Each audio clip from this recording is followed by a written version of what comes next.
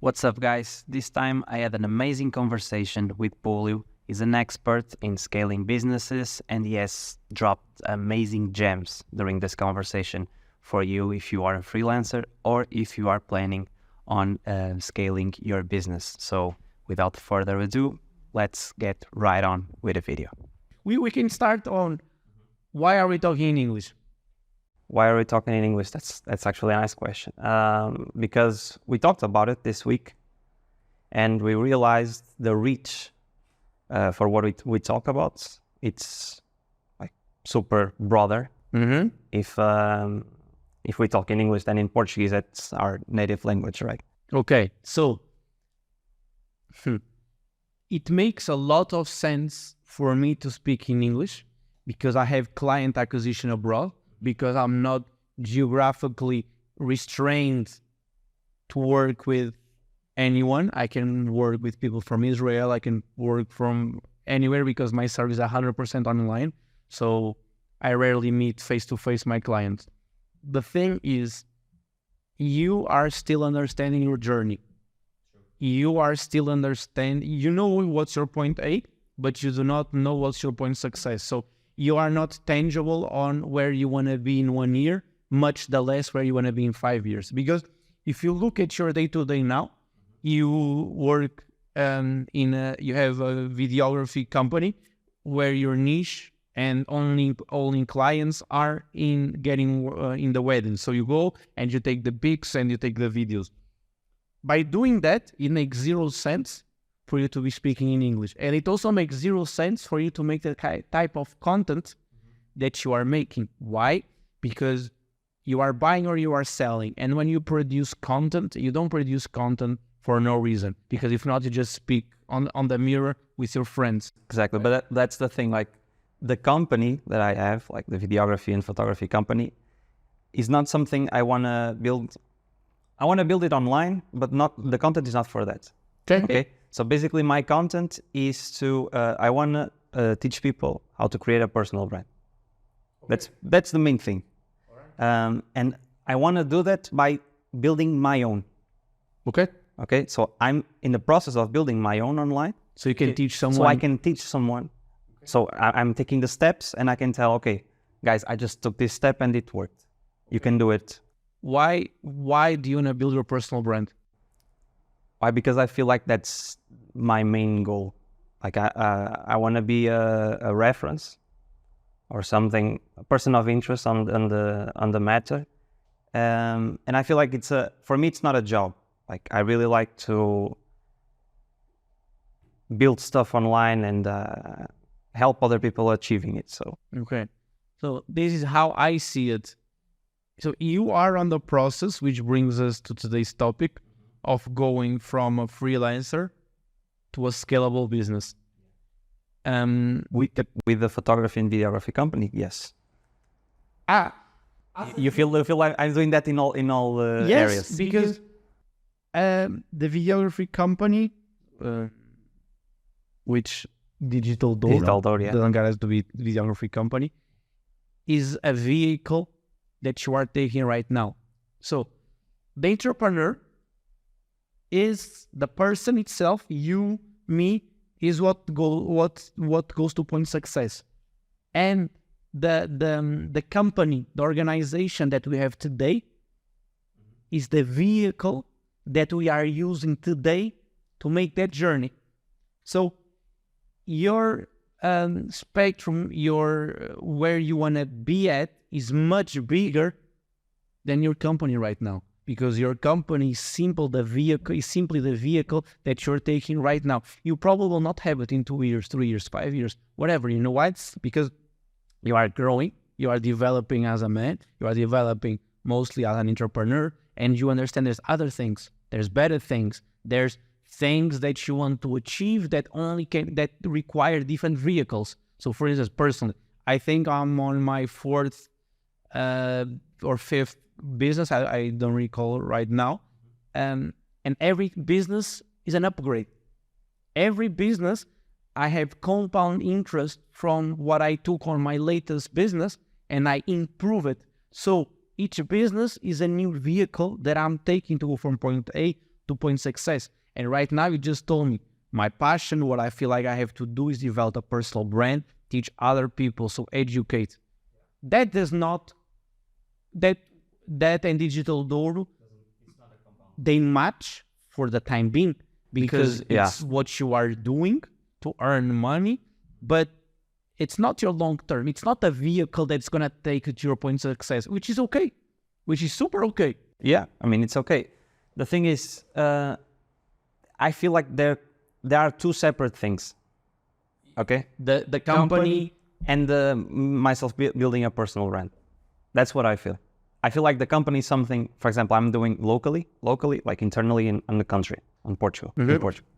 But the personal brand, I think it's something that I can take worldwide. Okay, but the brand or the personal brand, that's your end goal. Because when I ask you where you want to achieve, you did not tell me I want to make Digital Douro the number one. That's like a side task. Okay, so that's the vehicle that you're using right now, but your end goal could be speaking to 1,000 people, speaking to 10,000 entrepreneurs, teaching them, this is how I started my journey. I took this vehicle, which is Digital Douro, then I took another vehicle, and while doing all of this, I was reporting my journey, my personal brand, and if I did it, you can do it, because that's what you like. From the time that we spent together, that's where you want to be at. You want to inspire people. Yeah. You want to motivate other people to take the journey that you want to take. It's basically like I was in a position in life where I was like quite miserable, I can tell. Like working a 9 to 5, it really wasn't for me, and we just spoke about it. And for some people, it's the right thing to do. It's staying in a 9 to 5. They like it. They don't want the pressure, so it's fine. For me, it was miserable. And the thing is, if I did like the jump, why can't other people do it? The ones that want to do it. Okay, but there we go. So it's not for everyone. I think that's going to be the main thing here, the main theme. The main thing is you are discovering yourself the same way that I'm discovering myself, and every day. So you don't know exactly what's your next step. You, Fabio, as an entrepreneur, but you know what's your end goal. Your end goal is to motivate people. Your end goal is to prove to everyone that if you can do it, they can do it. And not just by blah, blah, blah, because talk is cheap. Exactly. By showing it, by putting results. So again, Digital Douro is a vehicle to your long-term objectives. It's like a proof of work. Exactly. It's a proof of concept. Yeah. I mean, it's like I had a 9 to 5. Now I'm trying to build this company, and I'm having success in doing this. So it was my vehicle, maybe not going from point A to point success, but going from point A to point B. Yeah, I understand. And going to point B, for some people, is quite important because they just need the first step so they can realize that things are actually possible. Okay, so I like that you put point A to point B. I also agree that point A to point B is the biggest and most important step towards point A to point success. Why? Because point A to point B is a proof of concept. Is you saying, for instance, you open Digital Douro and you said, I can make money out of here. I can support my livelihood with my first business. So it's okay, I don't have to be like everyone else. There's other possibilities in the world. There's other things that can be made. And after this, what's coming next? So I also agree with you that point A to point B is the most important vehicle, especially when point A is having a 9 to 5 and point B is being able to earn some money doing what you like, being your own boss. And that takes us to today's conversation, and the topic that we're going to talk about today is, should you go from a freelancer to a scalable business? Because I told you off record, for me, you are a freelancer. Yeah. Okay? And even for myself and my business, I'm still a freelancer at some point. But the difference is that I have a concrete, actionable plan to delegate service delivery and in 2024 to become a full scalable business, which I'm doing. You are still on the hamster wheel. You are still running. But I'm feeling like we had a meeting this week, and We didn't have a meeting. We spoke a bit. we spoke a bit, yeah.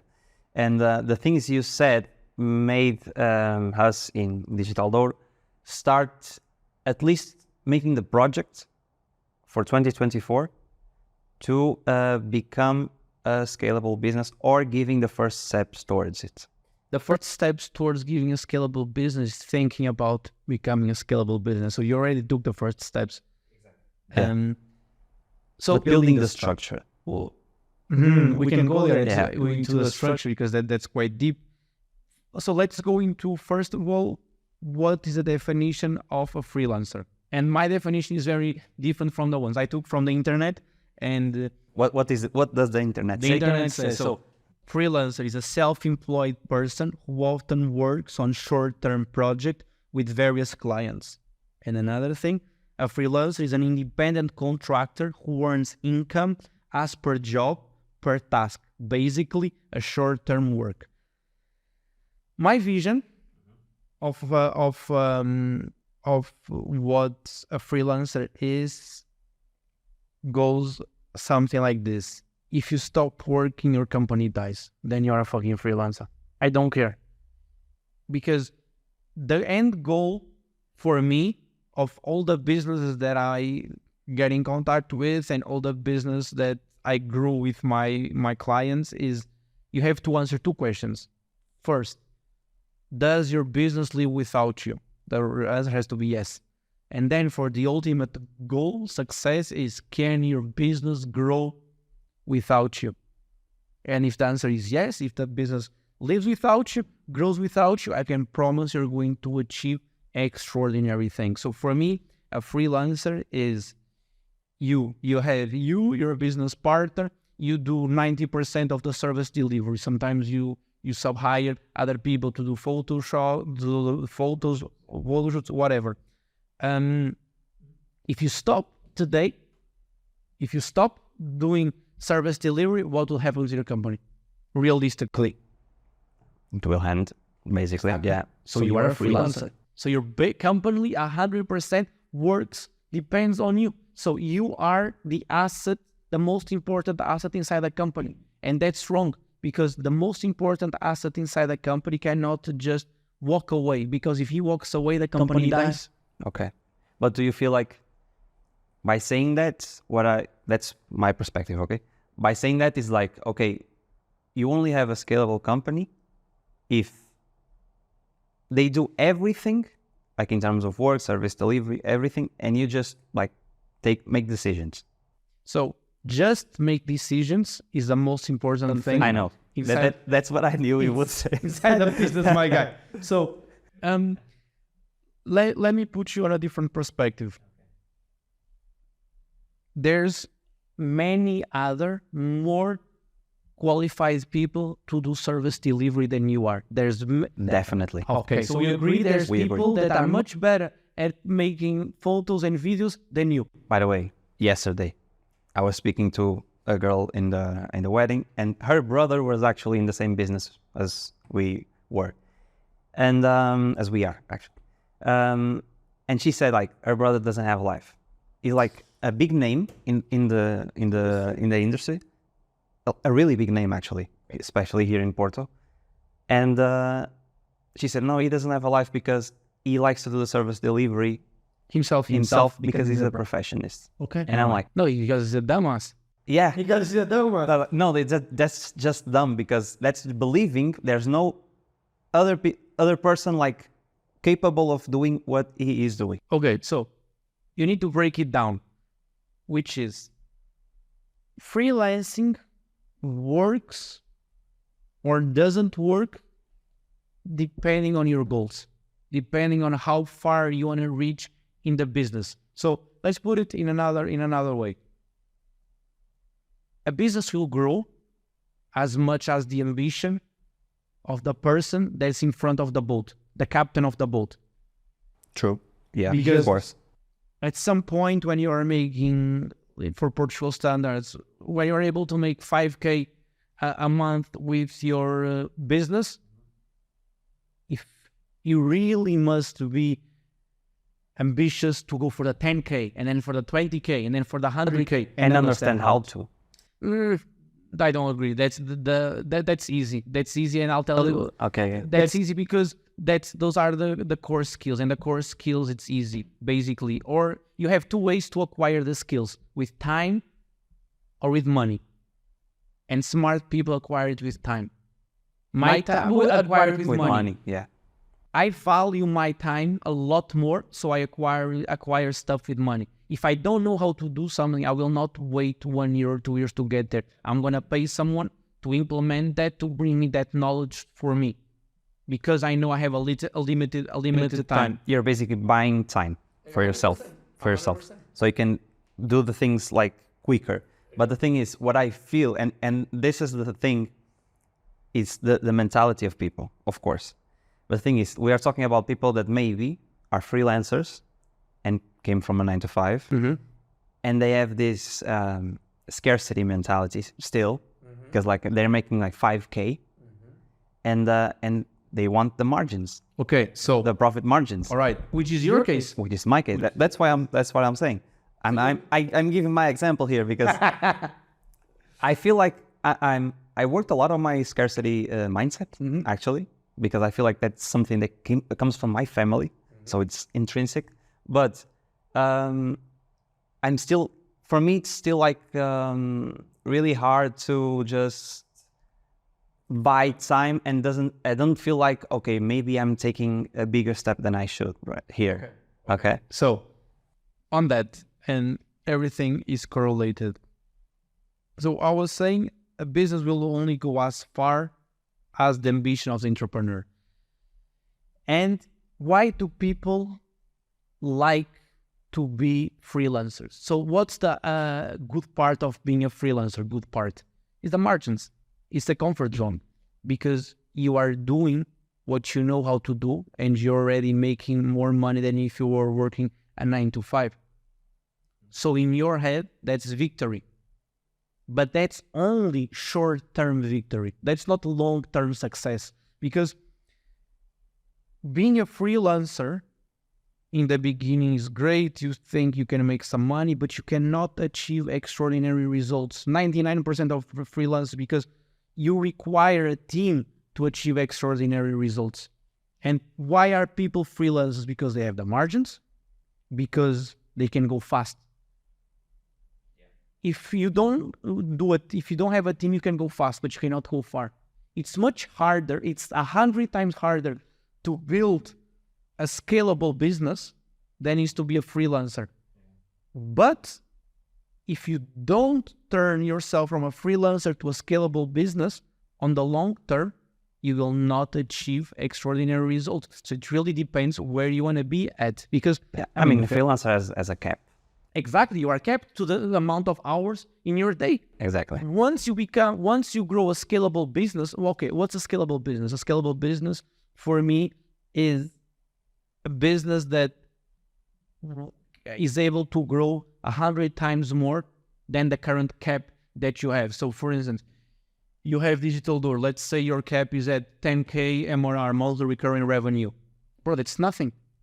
I mean, that's not nothing, but you are in your 20s. Yeah. Okay, so you are saying the max I can ever achieve, it's this. It's 10K. So that's your max. So in your fucking 20s, you're saying, if everything goes amazing, I'm gonna get 10K MRR. And out of those 10Ks, you're not gonna have a fucking life, because you're gonna be doing the service delivery yourself. So on Saturdays, when you want to be with your family, you can't, because you have to go do a photo shoot. And what's going to happen in 3 years? In 3 years, you're still going to be capped if you don't change anything at 10K MRR. And you're going to be like, man, I'm tired of this. Yeah. I'm saturated of this. So you will get tired. Eventually, you will get older. Exactly. And your perspective will shift. Exactly. And then you want a family. And then what happens when you have a family? You want to spend time with your kids. Oh, but I can't because if I stop filming, I don't have money to support my family. That's actually super interesting because I meet a lot of old photographers in the industry, and a lot of them actually quit being a photographer after having a family. Right? Exactly. And they went back to a 9 to 5, I'm sure. Exactly. And I feel that was the main thing, because they just get saturated with work. And they feel like, no, this is not sustainable. So a smart person will not make the mistakes. They will learn from other people's mistake. So if you already know you're capped at 10K MRR, why the fuck would you want to keep being a freelancer? And the only reason why you want to be a freelancer is because of weak mentality. Because you are you like the dopamine. You like to go do 1 day work, get paid 2K, and have 1.8 margins for yourself. That's quick dopamine. Yes, seeing the numbers. Exactly, and the numbers are the dopamine, and you are clouding your long-term success. Yeah. And put it in my perspective, I only build scalable business. If it's not scalable, I don't want it. Why? Because I'm in my 20s, and because I want an MRR of 100 Gs, and then 200, and then 1 million, which I will get there. But I will not get there by being a freelancer. So, but that comes to a great point that I feel it's going on the theme of the video. That is, when a freelancer reaches that point, it's probably the right point to become a scalable business. No, that should be done much prior to hitting the cap. No, yeah, of course. Like in the perfect way, yeah. No, not a perfect way. But if you meet right now, if you meet a freelancer right now, yes, he's capped.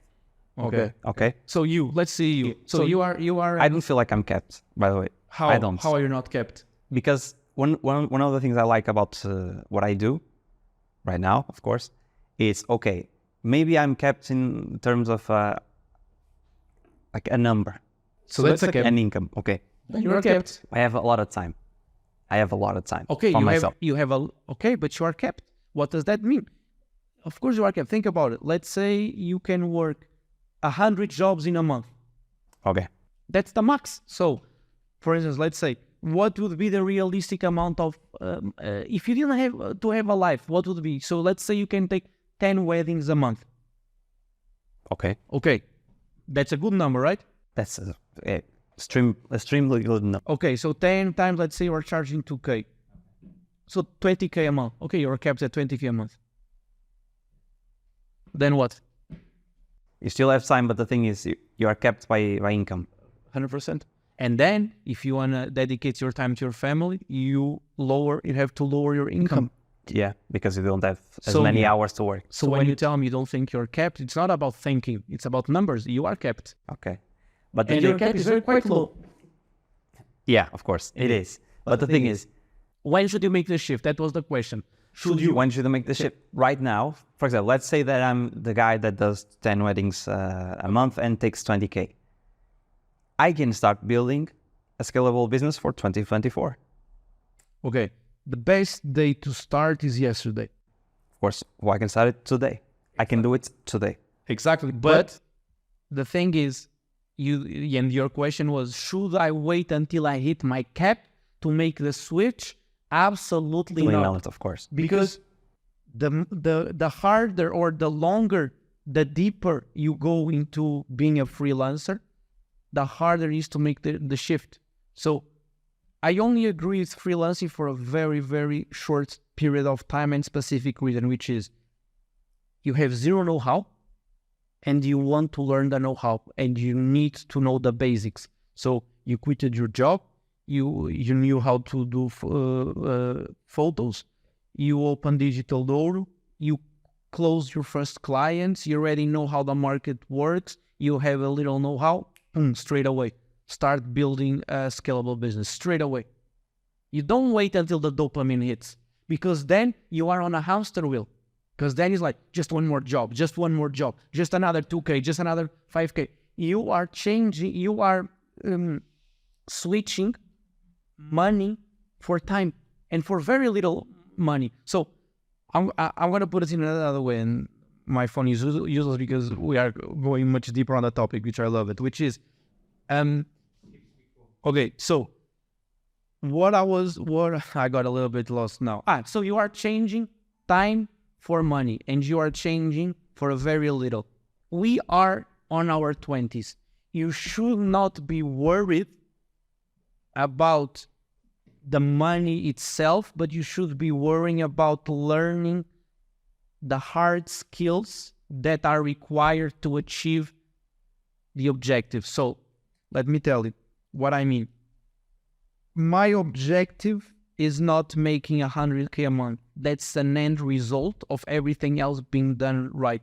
What I want to do is keep learning, keep adding know-how to my compound interest in the knowledge, because that will allow me to grow my business higher and higher and higher and higher.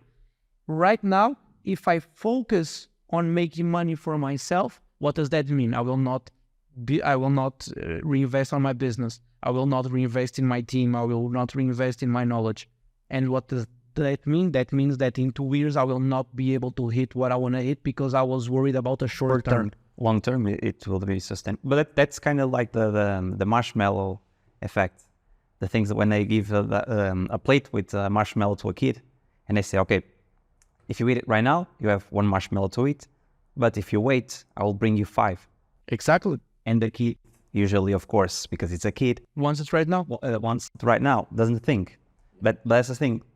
And I feel like that's it. Like, you need to always think long term and don't go for short time pleasures. And I think that's a short time pleasure is the thing. Okay, no, let me work 2 more jobs this month so I can buy that car. Mm-hmm. So I can buy this, and that's like a poor decision. And poor decision making. How is that adding? How does it offer? Let's put it in your perspective. Yeah, okay. What's gonna be the change between you doing 10 more weddings or you doing 100 more weddings? What's the difference? What's the real difference? More work. Okay, and what do you get from work? Because you're doing the same. No, of course. No, listen to me. You're doing the same thing. Mm-hmm. So what do you get from more work? More money, less time. Okay. And what have you learned on the time that you invested to make the 100 weddings extra than you already know right now? How to don't work as many hours? No. In the job itself, okay. Let's say you make 10 more weddings or you make 100 more weddings. I'll gain experience. Okay, experience in making it. In the service delivery. In service delivery. But how did you get better at growing a sustainable company? Right, of course. Right? So what did you just do? You just switched your time. You just gave up your time for your money and you learned 0 skills.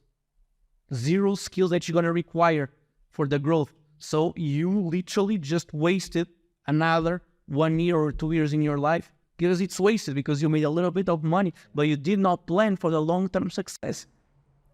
So what basically you're saying, like, when you can, just subcontract people to the service delivery and start. Okay, so now you're making the decisions. Okay, so now you're asking me how to build a scalable business. I'm asking this because for some people, and that's the thing, that's the theme of this video, is should they become a scalable business or stay a freelancer? Mm-hmm. Because some people say, no, but okay, I don't want $1 million. I don't want those extraordinary results. If I make 20K, it's my cap and I'm fine with it. It's not just about how much you make, it's about how you make it. So what sacrifices you have to do and what rewards do you get from those sacrifices? So for instance, let's say you're making 20K MRR, so revenue, right? Portugal, taxes. I mean, I don't have my companies in Portugal already, but out of 20K MRR, if everything is legit, you will be left with 10K. Okay, then you need to deduct everything. So you'll be, even if you are a freelancer, okay, you'll be making 5K, 6K. Okay, if you put everything legal, which you should be. What did you sacrifice to get there? So it's not just about how much you make, it's about how you make it. So making 5Gs, but what did you sacrifice? You sacrifice your weekends with your family. you sacrifice night times, you sacrifice what? So you are changing money for time because you think time is important. But once you have a family, you realize that you value time so much more, and you're not able to get those results with a structure that you have. So being a freelancing and say, oh, I'm good with where I'm at, it's today, man. But fuck it, I don't think about today. Today is... I was going to say that. I don't care about today. I think about 5 years. So if anyone is watching is like a freelancer right I hope someone is watching. someone is watching, of course. If anyone that is watching is a freelancer, they should make the question like, in 5 years, in 10 years, 100%. Where do I want to be? Exactly. And what will my perspective be at that time? They don't know exactly, but they should think about it at least. Where do I want to be at? What's my end? How do you structure your 5-year plan? Or let's start with your 1-year plan, because 5 years is hard, because when you are an entrepreneur, your business, especially in the first years, completely changes year by year by year by year. So it's very hard, tangible to say in 5 years, I want this to happen. But what you need to think in 1 year is much easier. You think, where do I want to be at in 1 year? I do that exercise for my company. So in my latest company, Scalable, in the first day that we launched the company, before launching the company, the pre-launch, we said, where do we want to be in 12 months? And we agreed. We want to be at this MRR. We want to have this team, exact roles that we needed. We said, what was our retention rate? We really wrote down everything that we wanted to happen. And then we said, okay, what must be done? So this is the end result. So this is January, this is December, end result. What has to be done every month for this to be a reality? Because there's no point in just saying, I want this. The difference between a dream and an objective is the actionable plan behind it. A dream, you think about it and you're done. An objective has a tangible step-by-step of how to get there. So if you are a freelancer, you need to think, where do I want to be at in 1 year?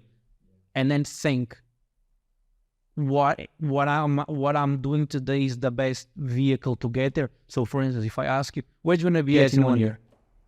1 year? Yeah, in 12 months. Where do you want to be at? Double the MRR? The amount of, yeah. Why only double, my guy? Straight away. Why only double? In 1 year? Why only double? Okay. And let's say double. How do you want to double it?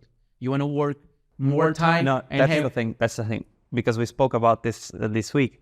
That's the thing. I'm in the process thinking about it, of building the structure, so I don't have to work more to get there. So you have to work more, but you work differently. Differently, of course. I'm saying work more on the field. Service delivery. Okay, so right there. So you're telling me, I want to leave service delivery. Okay, so you're telling me, I want your end result is doubling the MRR. Your end result is spending more time in other things like your personal brand, content creation. What does that require? That requires someone to do the service delivery. For you to double the MRR, you already need a team. You only need to be focused on being a CEO and not focus on being an employee.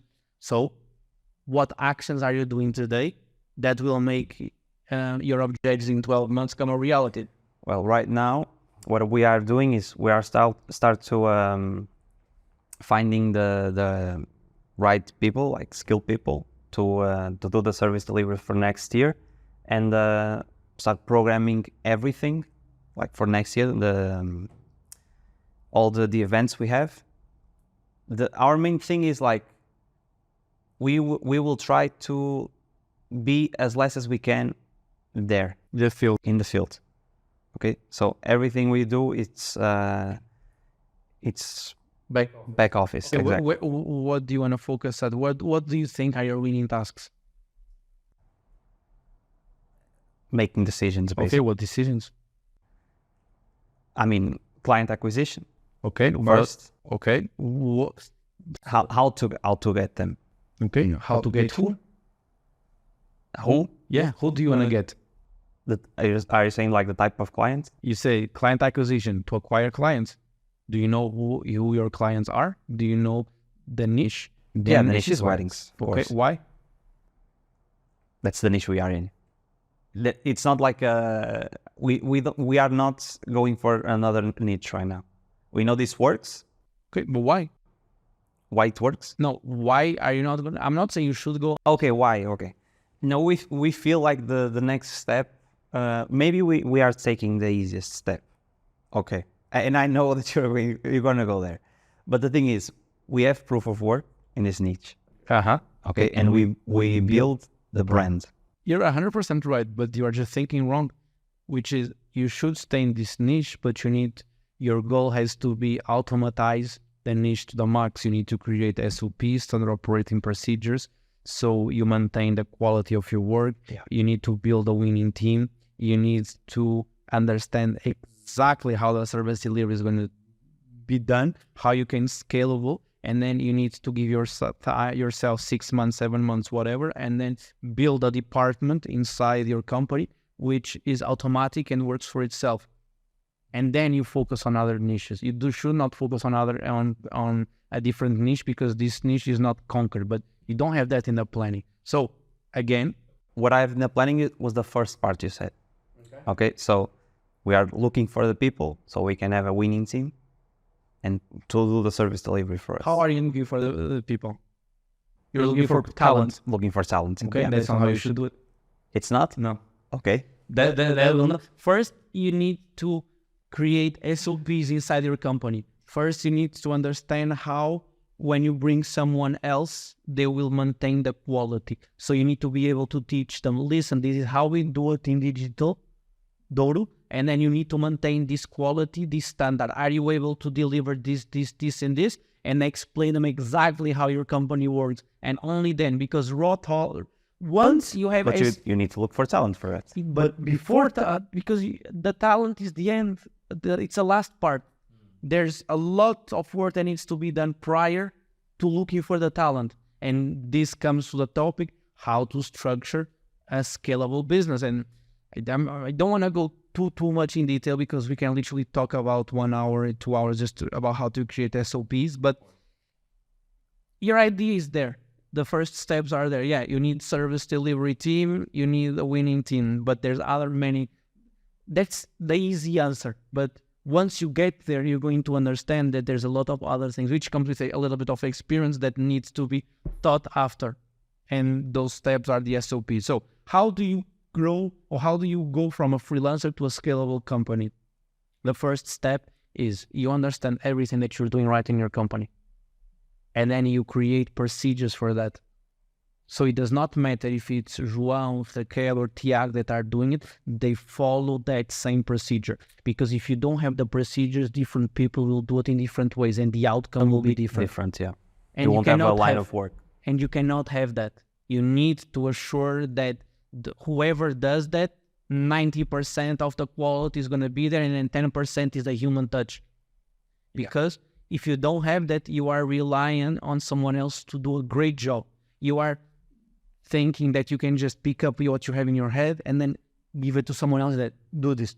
You are giving room for interpretation. So you need to create procedures inside your company. So that's basically why companies do like formations, like they teach Exactly. the employees Exactly.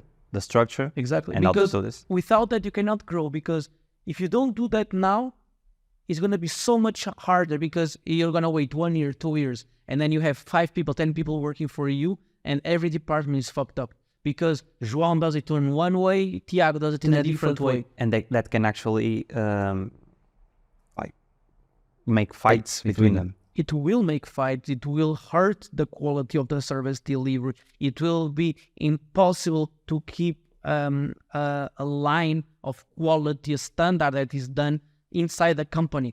And then when you get that, you have to go back department by department, and you need to create the SOPs and the procedures.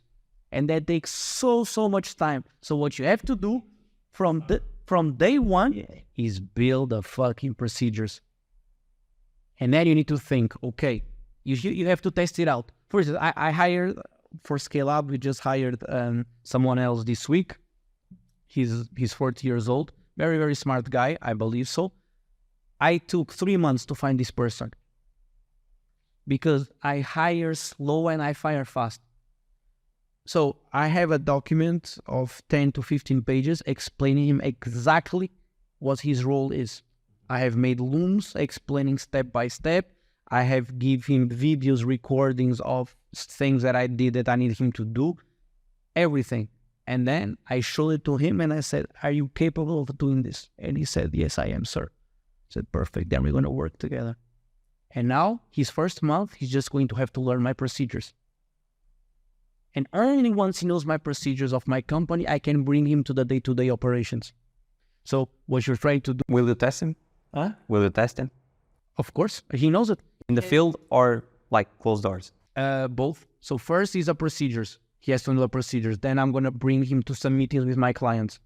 And then I'm going to ask him questions. So include them like step by step.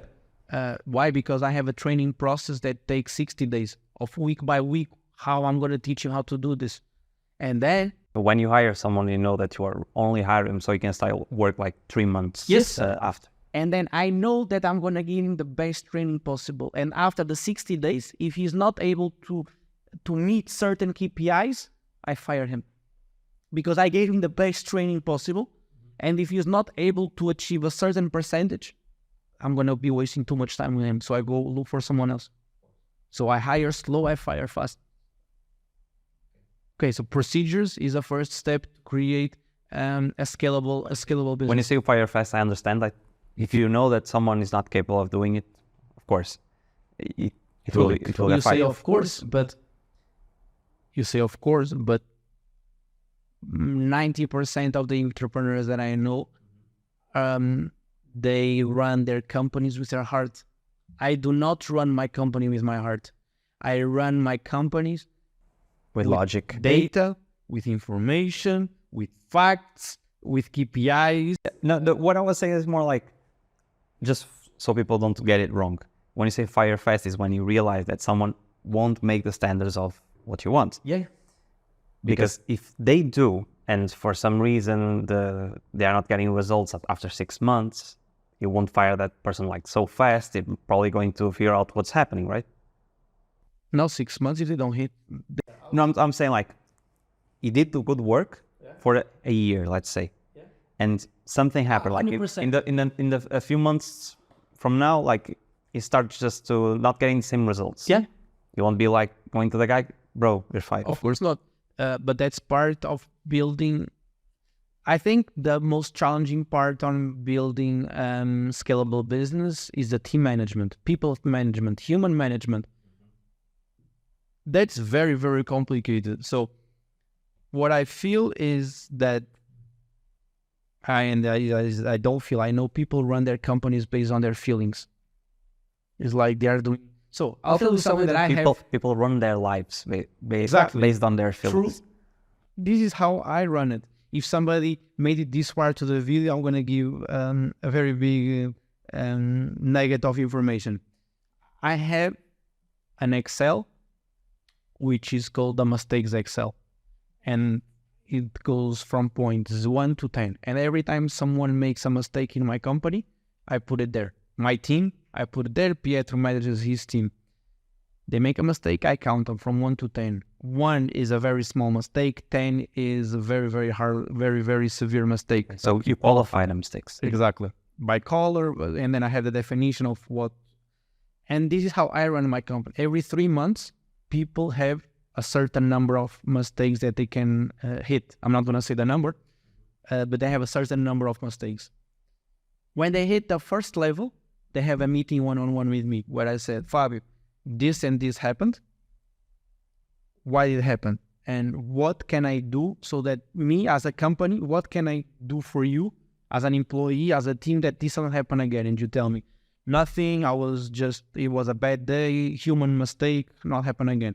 Perfect. So there's no need to create an SOP because SOPs are created. Yes, it was just that day. Perfect. Then you hit another level of mistakes.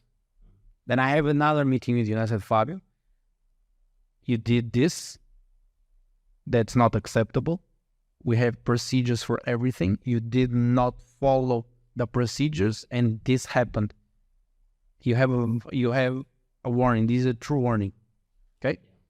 On my third level of mistakes, I start looking for someone else to take your job. And if you find it, just take the decision. Take the decision. And then while I'm looking for that person, so that person is already on standby. I'm already looking for someone to replace you.